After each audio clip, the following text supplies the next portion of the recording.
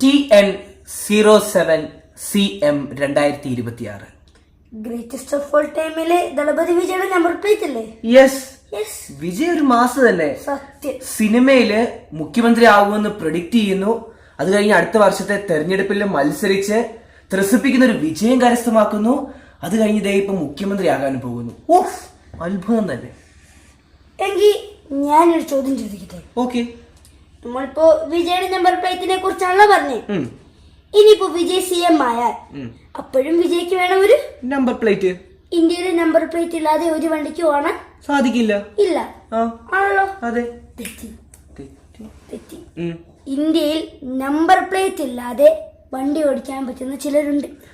അങ്ങനെയും ചിലരോ? എങ്കിലതൊന്നും അറിയണമല്ലോ. ആര്? ഇന്ത്യയുടെ രാഷ്ട്രപതി, പ്രസിഡന്റ് ഓഫ് ഇന്ത്യ. കൂടാതെ ഒരാളും കൂടെ ഉണ്ട്. ഒരാളല്ല, ഗവർണർ ഓഫ് സ്റ്റേറ്റ്സ്. ഓ, സംസ്ഥാനങ്ങളിലെ ഗവർണർമാരല്ലേ? ഇവർക്ക് രണ്ടുപേർക്കും നമ്പർ പ്ലേറ്റിന്റെ ആവശ്യമില്ല. പക്ഷേ നിഷാൻ, നീ പറഞ്ഞത് ശരിയൊക്കെ തന്നെയാണെങ്കിലും അതിൽ ചെറിയൊരു തിരുത്തുണ്ട്. പ്രസിഡന്റിനും ഗവർണർമാർക്കും നമ്പർ പ്ലേറ്റ് ഇല്ലായിരുന്നു. അതിന് പകരം അവർക്ക് അശോക സ്തംഭത്തിന്റെ ഒരു രൂപമായിരുന്നു.